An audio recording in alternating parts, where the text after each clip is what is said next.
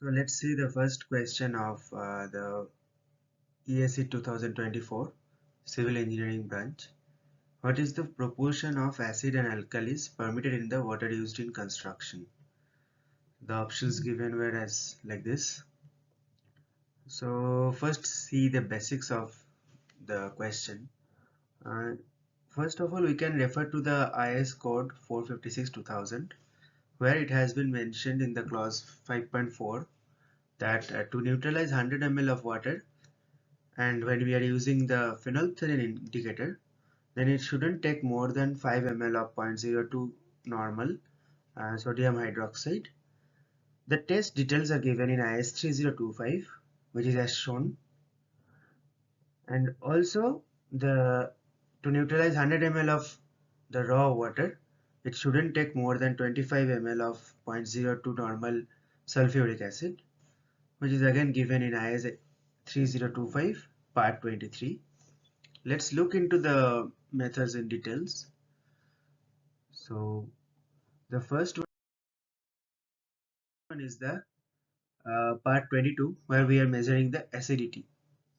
Here the first step will be to pipette out 20 ml of raw water from any source and pour it into a 100 ml beaker.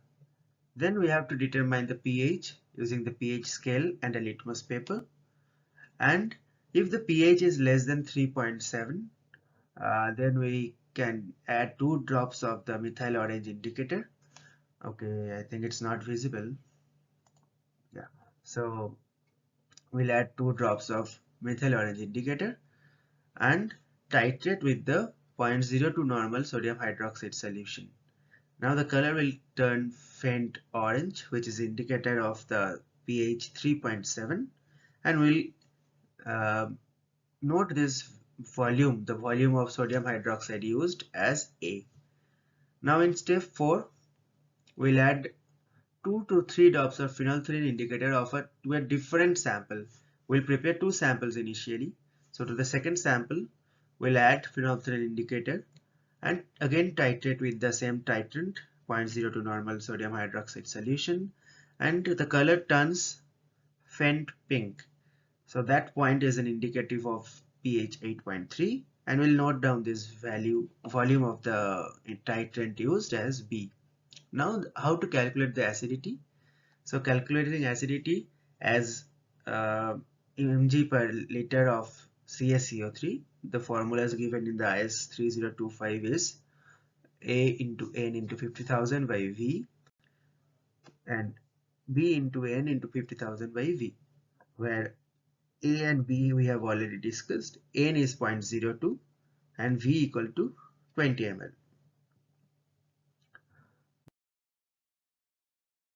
Okay, so now let's see how can we measure the alkalinity, which is given in IS 3025 part 23.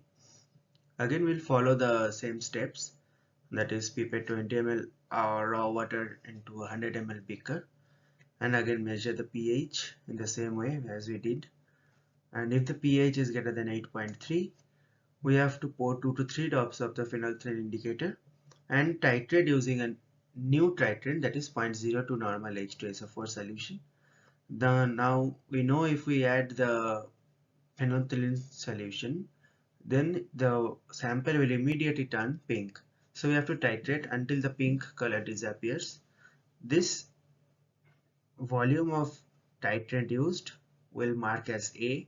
Now to the same solution we'll add 2 to 3 drops of mixed indicator, which you saw in the first slide, and we'll titrate again with the 0.02 normal H2SO4 solution.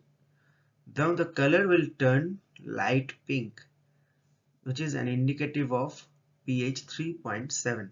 So the volume of titrant used to go from 8.3 pH to 3.7 pH will mark it as B, and use the formula given in IS 3025 to calculate the alkalinity as mg per liter of calcium carbonate.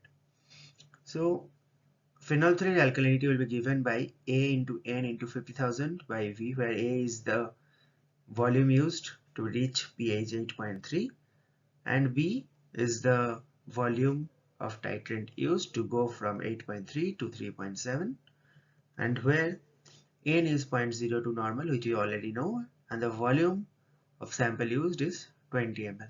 So in this way we can calculate the alkalinity and acidity.